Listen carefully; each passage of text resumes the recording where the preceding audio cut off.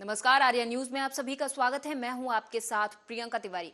मध्य प्रदेश के सीधी से शर्मसार कर देने वाला वीडियो सामने आया। यहां पर नशे में धुत एक शख्स ने सीढ़ियों पर बैठे एक आदिवासी युवक पर पेशाब कर दी। कहा जा रहा है कि आरोपी शख्स बीजेपी विधायक केदार शुक्ला का प्रतिनिधि है। विपक्षी पार्टियां सत्तारूढ़ पार्टी बीजेपी पर हमलावर है। इस बीच आरोपी पर एनएसए लगा दिया गया है। मानवता को उसने कलंकित किया है, घोर अमानवीय कृत्य किया है।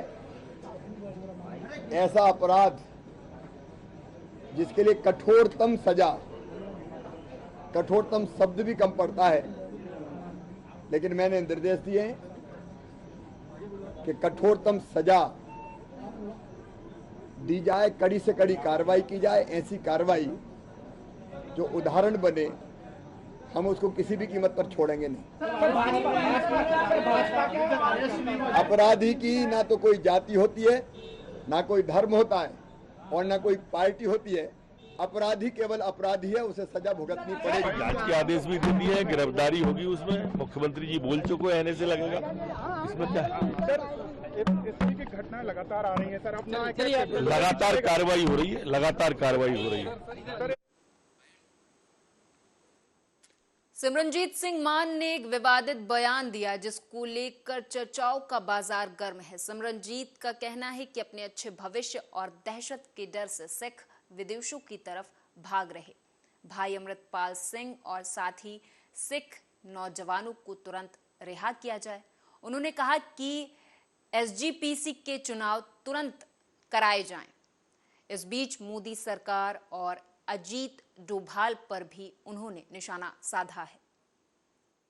इधर 2 साल पूरे हो गए है साडे मोर्चे ਨੂੰ ਬਰਗਾੜੀ ਲੱਗਿਆਂ ਨੂੰ, पर अजे तक ना तो कैप्टन अमरिंदर सिंह की सरकार ने सानू इंसाफ दिता ते चन्नी साहब ने समेत सिंह सैनी ਨੂੰ फड़ ਤਾਂ लिया सीगा, पर उस तो बाद कम अगे नहीं छड्डिया। ਤੇ ਆਮ ਆਦਮੀ ਪਾਰਟੀ ਨੇ ਵੀ ਕਿਹਾ ਸੀਗਾ ਕਿ ਜੋ ਗੁਰੂ ਗ੍ਰੰਥ ਸਾਹਿਬ ਦੀਆਂ ਬੇਅਦਬੀਆਂ ਇੱਧਰ ਬਰਗਾੜੀ ਦੇ ਵਿੱਚ ਤੇ ਅਗਲੇ ਪਿੰਡ 2 ਸਿੰਘ ਪੁਲਿਸ ਨੇ ਮਾਰਤੇ ਸੀਗੇ, ਉਹ ਅਜੇ ਤੱਕ ਗ੍ਰਿਫਤਾਰ ਹੋਏ ਨਹੀਂ ਹੈ। ਜਿਹੜਾ ਕਿ ਅਸੀਂ ਸਿੱਖ ਸਮਝਦੇ ਹਾਂ ਕਿ ਅਸੀਂ ਹੁਣ ਹਿੰਦੁਸਤਾਨ ਦਾ ਹਿੱਸਾ ਨਹੀਂ ਰਹੇ।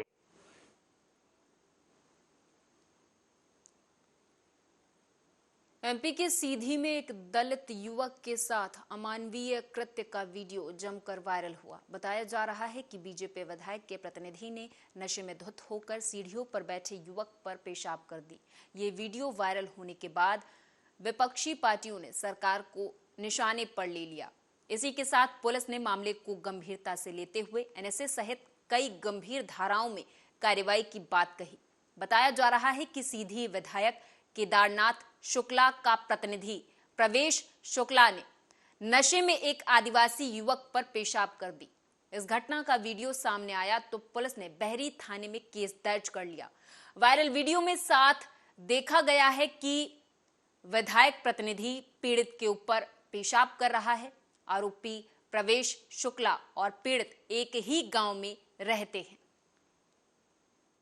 मानवता को उसने कलंकित किया है, घोर अमानवीय कृत्य किया है। ऐसा अपराध जिसके लिए कठोरतम सजा, कठोरतम शब्द भी कम पड़ता है, लेकिन मैंने निर्देश दिए हैं कि कठोरतम सजा दी जाए, कड़ी से कड़ी कार्रवाई की जाए। ऐसी कार्रवाई जो उदाहरण बने, हम उसको किसी भी कीमत पर छोड़ेंगे नहीं। अपराधी की ना तो कोई जाति होती है, ना कोई धर्म होता है और ना कोई पार्टी होती है। अपराधी केवल अपराधी है, उसे सजा भुगत।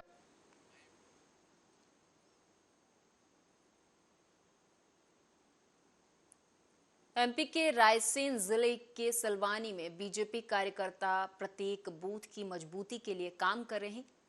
इसके लिए बीजेपी के प्रदेश संगठन के द्वारा मेरा बूथ सबसे मजबूत अभियान चलाया जा रहा है। इस अभियान से प्रत्येक कार्यकर्ता को जुड़कर प्रत्येक मतदाता से संपर्क कर केंद्र और प्रदेश की बीजेपी सरकार के द्वारा किए गए विकास कार्यों और जन कल्याणकारी योजनाओं के माध्यम से हितग्राहियों को जानकारी दी जा रही है।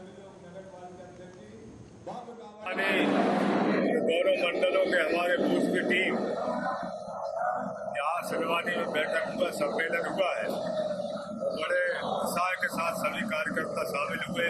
हमारे संगठन की टीम, पदाधिकारी, विस्तारक और जो बाहर से अध्ययन करने आई हुई थी हमारे, उन्होंने भी गाँव में जाकर भ्रमण किया। बूथ विस्तारक भी बाहर से आए हैं, पूरा अध्ययन करके सिलवानी की सराहना की है। देश प्रभारी से लेकर पूरी टीम बूथों की तैयार है। आज यहाँ एकत्रित होकर अपने देश के लोकप्रिय प्रधानमंत्री, जो पूरे विश्व के हमारे लोकप्रिय प्रधानमंत्री जिनकी लोकप्रियता है, उनको 9 वर्ष होने पर बधाई दी है।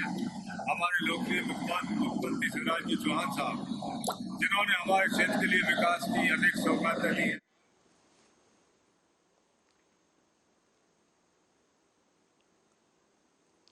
कानपुर देहात में संदिग्ध परिस्थितियों में फैक्ट्री के केमिकल टैंकर में भीषण आग लग गई, तो वहीं देखते देखते आग ने विकराल रूप ले लिया। हालांकि आग की लपटें देखकर लोगों में हड़कंप मच गया था। स्थानीय लोगों ने दमकल को सूचित कर दिया था, जिसके बाद दमकल विभाग मौके पर पहुंचा और आग बुझाने का प्रयास किया।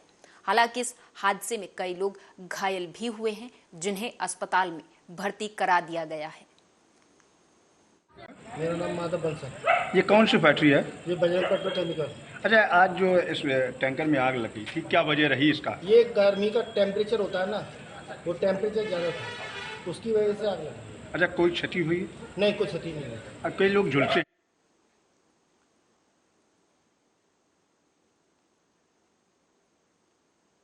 पुलिस ने ब्लाइंड मर्डर की गुत्थी को सुलझाते हुए वारदात में शामिल 2 आरोपियों को गिरफ्तार कर लिया है, जिन्हें कोर्ट में पेश किया जाएगा।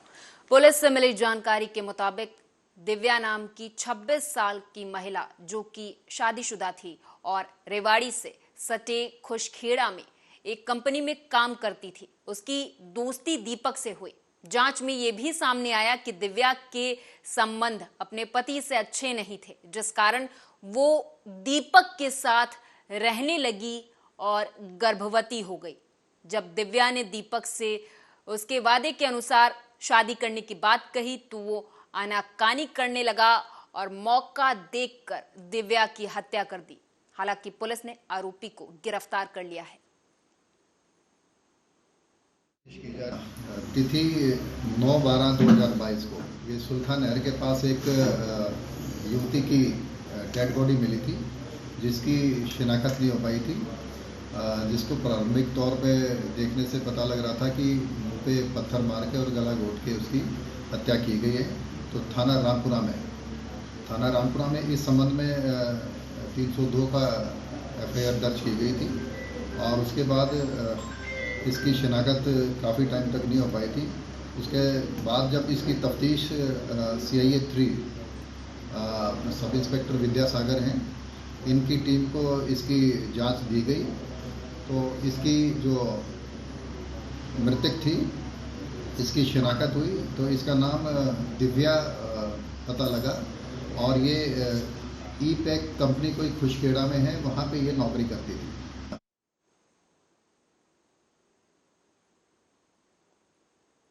जनपद हापुड़ में किसानों को बिना नोटिस दिए उनकी 5 बीघा ईख की फसल नष्ट कर दी गई, जिससे आक्रोशित किसानों ने मिलकर प्रदर्शन किया। दरअसल बताते चले कि प्रशासन की टीम ने किसान को बिना सूचना दिए गंगा एक्सप्रेसवे के किनारे करीब 5 बीघा ईख की खड़ी फसल को नष्ट कर दिया।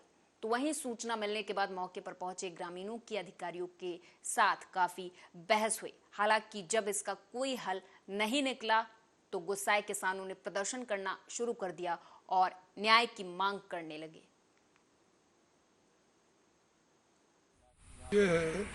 ये जो खेत जो है गंगा एक्सप्रेसवे में जा रहा है और नेशनल 24 पर ये लगा हुआ है और इसको जो है इससे अलग हटा करके वो दिखा रहे हैं, जो पैसा है इसका कम दे रहे हैं और हमारा बिना नोटिस के इसमें गन्ना खड़ा हुआ था, उसको तोड़ दिया, जोत दिया, खराब कर दिया था। हमारी जब तक मांगे पूरी नहीं होंगी जब तक हम इसको होने नहीं देंगे। ये है ये जो खेत जो है गंगा। सर क्या नाम है आपका? सुरेश चौधरी। कहाँ के निवासी हो? ग्राम सिंभावली। सर आज जो ये धरना प्रदर्शन कर रखा किसानों ने, क्या पूरा मामला है जी? ये हमारा गंगा एक्सप्रेस में खेत जा रहा है, इसका रेट जो है जनरल ज़मीन में दे रहे हैं, जबकि हमारा है NH 24 पे 1350 मिलना चाहिए, और ये कह रहे हैं कि 580 रुपये का आप ले लो और बाकी कोर्ट के द्वारा ले लो, जबकि हमारी कोई गलती नहीं है, कुछ नहीं है, जबरदस्ती हमारे साथ कर रहे हैं। और साइड वालों को भी जो है 5600 रुपये का मिला है, हमारे सामने वालों को भी 5600 रुपये के करीब का ही मिला है। हमें 2320 रुपये के हिसाब दे रहे हैं। तो अब आप क्या चाहते हो? हम चाहते हैं कि हमें जितना सरकार ने घोषित कर रखा है नेशनल हाईवे के किनारे के खेत का, उतना हमें मुआवजा मिलना चाहिए। सर ये जो नुकसान हुआ है आपका, लगभग कितना नुकसान हुआ है? लगभग 2 लाख के आसपास का नुकसान है। कन्नौज के सिविल अस्पताल को क्षेत्रीय विधायक के अथक प्रयासों से सोनोग्राफी की सुविधा मिली है, जिसका लोकार्पण विधायक आशीष शर्मा के द्वारा मां सरस्वती के चित्र पर माल्यार्पण और दीप प्रज्वलित कर किया गया। आज शुभारंभ के अवसर पर 4 गर्भवती महिलाओं की सोनोग्राफी भी की गई है। इसी कड़ी में आज कन्नौज सिविल अस्पताल को भी सोनोग्राफी मशीन जो हमें शासन से प्राप्त हुई थी, आज विधिवत उसको चालू किया है। हमारे पास के सतवास के डॉक्टर नेमा सप्ताह में 3 दिन यहाँ पर आकर गर्भवती माताओं की सोनोग्राफी अगर उन्हें डॉक्टर रिकमेंड करेंगे तो यहाँ पर निःशुल्क होगी। इसके अलावा भी अन्य बीमारियों के लिए भी सोनोग्राफी जिन मरीजों को करानी है वो भी डॉक्टर के परामर्श के आधार पर यहाँ सोनोग्राफी करा सकते हैं। इसी कड़ी में आज माननीय विधायक महोदय श्री आशीष जी शर्मा द्वारा सोनोग्राफी मशीन का लोकार्पण किया गया है। अब सिविल अस्पताल कन्नौज में सप्ताह में 3 दिन मंगलवार, गुरुवार और शनिवार शाम को 5 से 7 बजे तक डॉक्टर उमेश नेमा द्वारा गर्भवती महिलाओं की निःशुल्क सोनोग्राफी की जाएगी। इसके अलावा अगर जरूरत पड़ती है, बहुत ज्यादा अर्जेंसी रहती है, तो अन्य मरीज की जाएगी, मगर मेन प्रेफरेंस गर्भवती महिलाओं को दिया जाएगा कि गर्भवती महिलाओं की। उज्जैन के कलेक्टर कुमार पुरुषोत्तम ने वीडियो संदेश जारी कर कहा कि श्रावण मास में श्रद्धालुओं को बाबा महाकाल के निःशुल्क दर्शन हो रहे हैं। बताते चले कि व्यक्तियों के द्वारा कुछ ये भ्रांतियां फैलाई जा रही हैं कि श्रावण मास में दर्शन का शुल्क लिया जा रहा है, जो कि उन्होंने कहा कि बिल्कुल निराधार है। उन्होंने कहा कि किसी भी दर्शनार्थी को भ्रांति में आने की जरूरत नहीं है। ये बिल्कुल निःशुल्क दर्शन हो रहे हैं। बाबा महाकाल के निःशुल्क दर्शन सभी कर सकते हैं। आज से श्रावण मास प्रारंभ हो गया है। महाकाल मंदिर प्रबंध समिति ने श्रद्धालुओं की सुविधा के लिए व्यापक तैयारियां की हैं। जैसा कि आपको विदित है, महाकाल लोक के उद्घाटन के बाद ये पहला श्रावण है। इस बार अधिक मास भी है, लोगों में अपार उत्साह है। शाम तक लगभग 2 लाख श्रद्धालुओं ने बाबा महाकाल के दर्शन किए हैं। कतिपय माध्यमों से यह सूचना मिली है कि यह भ्रांति फैलाई जा रही है कि मंदिर में जो दर्शन है वो शुल्क के साथ किया जा रहा है। यहाँ मैं पूरी तरह से स्पष्ट करना चाहता हूँ कि दर्शन पूरी तरह निःशुल्क है, किसी तरह का कोई शुल्क नहीं लिया जा रहा है। और श्रद्धालुओं से अनुरोध है कि इस माह में आकर बाबा महाकाल के दर्शन करें, आशीर्वाद प्राप्त करें। एक जो नई व्यवस्था हमने की है कि सुबह चलित भस्म आरती हो रही है। इससे फ़ायदा ये है कि जो श्रद्धालु सुबह सुबह बाबा महाकाल के दर्शन करना चाहते हैं वो भस्म आरती दर्शन का लाभ निःशुल्क उठा सकते हैं। एमपी के जिला कटनी में बीती सुबह तकरीबन 3 से 4 बजे के बीच डेयरी व्यवसायी मनीष शर्मा के घर अज्ञात हथियारबंद डकैतों ने धावा बोलकर पूरे परिवार को चाकुओं से गोद डाला। 1 करोड़ से ऊपर की इस डकैती में परिवार के सभी सदस्य घायल अवस्था में निजी अस्पताल में भर्ती कराए गए थे, जहां से सभी की हालत गंभीर देखते हुए उन्हें इलाज के लिए जबलपुर रेफर कर दिया गया। लेकिन जबलपुर ले जाते समय रास्ते में ही डेयरी व्यवसायी मनीष शर्मा ने दम तोड़ दिया। अभी जानकारी लगी अभी कि एक मृतक भी हो चुके। ये आधार कार्ड में मनीष शर्मा नाम के एक व्यक्ति रहते हैं, पूरा परिवार सहित। परिवार में उनकी पत्नी पूनम शर्मा और बेटा सत्या शर्मा। घर काफ़ी बड़ा है। घर में क्या है उनके वो जो हमने पूछताछ की उनसे, उन्होंने बताया कि वो शेयर मार्केट का काम करते हैं। कल रात में कोई अज्ञात व्यक्ति उनके घर में घुसकर उनके ऊपर हमला किया और घर में सोने के जेवरात वो लेके लोग फरार हो गए। इस वक्त उसमें गुत्थम गुत्थी में तीनों लोगों को चोटें आई थी। उन्हें तत्काल जगह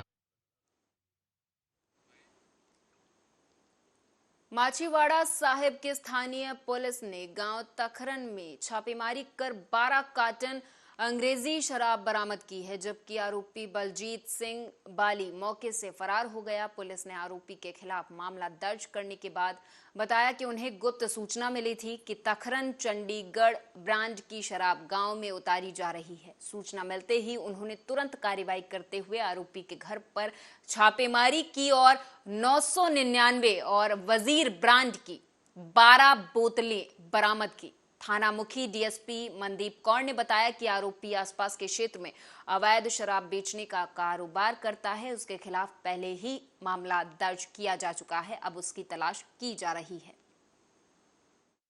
ਤੇ ਸਾਨੂੰ ਮੁਖਬਰੀ ਦੇ ਤੌਰ ਤੇ ਖਬਰ ਮਿਲੀ ਸੀ ਕਿ ਬਲਜੀਤ ਸਿੰਘ ਬਾਲੀ ਵੀ ਉਹ ਸ਼ਰਾਬ ਦਾ ਧੰਦਾ ਕਰਦਾ ਆ। ਵੀ ਸਵੇਰੇ ਸਾਨੂੰ ਜਦੋਂ ਖਬਰ ਮਿਲੀ ਸੀ 5:30 ਵਜੇ ਵੀ ਉਹਦੇ ਘਰੇ ਇੱਕ ਕਾਲੇ ਰੰਗ ਦੀ ਗੱਡੀ ਆਈ ਆ ਤੇ ਕੁਝ ਸ਼ਰਾਬ ਦੀਆਂ ਪੇਟੀਆਂ ਜਿਹੜੀਆਂ ਉੱਥੇ ਉਤਾਰ ਕੇ ਗਈ ਆ।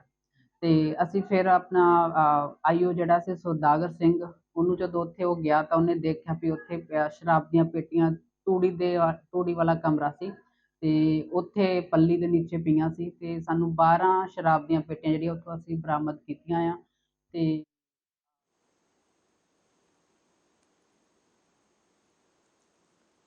हापुड़ नगर पुलिस ने कोतवाली नगर क्षेत्र के टॉप 10 हिस्ट्री शीटरों में शामिल एक हिस्ट्री शीटर अपर को पुलिस ने धर दबोचा, जिसके कब्जे से एक तमंचा और कारतूस पुलिस ने बरामद कर लिया है। पुलिस के द्वारा जनपद में अपराध की रोकथाम और आपराधिक घटनाओं पर अंकुश लगाए जाने के लिए लगातार अभियान चलाए जा रहे, जिसके अंतर्गत थाना हापुड़ नगर पुलिस ने चेकिंग के दौरान थाने के टॉप 10 हिस्ट्री शीटर को गिरफ्तार कर लिया है।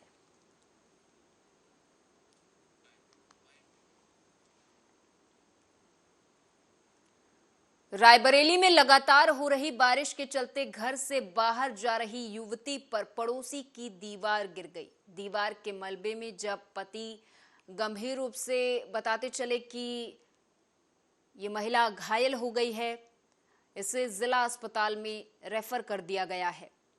ये मामला डीह थाना क्षेत्र के पदुमपुर गांव का है, जहां सुबह पड़ोसी की दीवार गिरने से 23 साल की ये लड़की घायल हो गई है।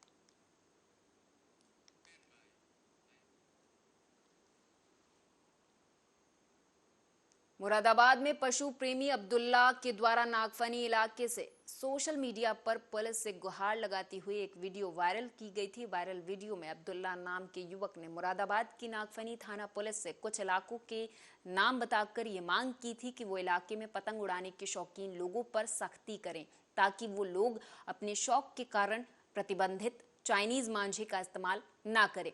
इस मांझे से इंसान और पशु दोनों को ही जान पर खतरा बना हुआ है। अब्दुल्ला की इस वायरल वीडियो का एसएसपी ने संज्ञान लिया और सभी थानाध्यक्षों को सख्त निर्देश दिए कि प्रतिबंधित चाइनीज मांझे का व्यापार करने वाले, मांझे का परिवहन करने वाले और उसको इस्तेमाल करने वाले लोगों पर सख्त कार्रवाई की जाए।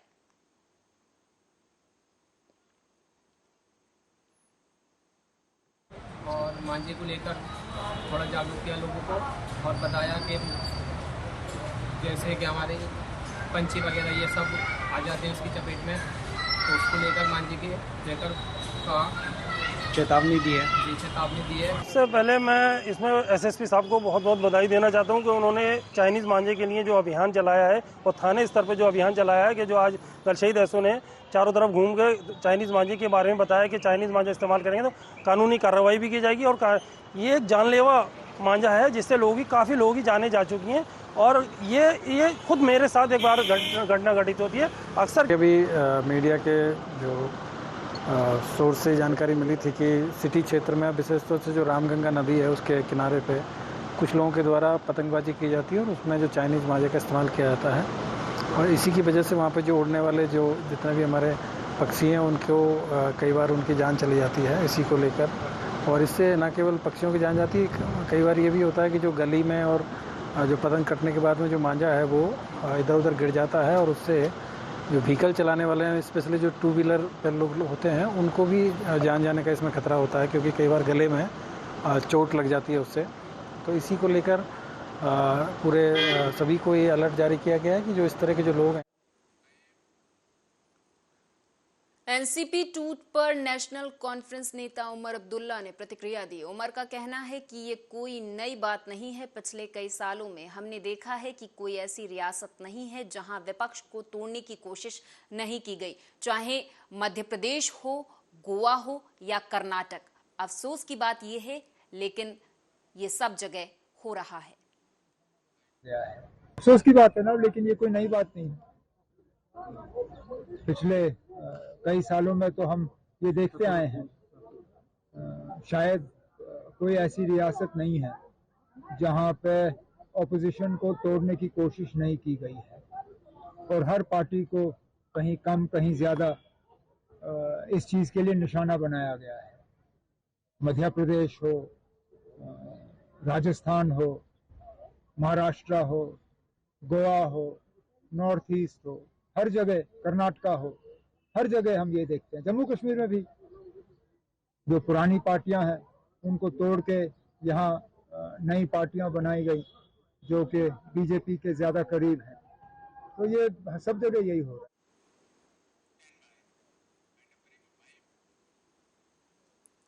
और इसी के साथ इस बुलेटिन में मेरे साथ बस इतना ही। आप देखते रहें आर्या।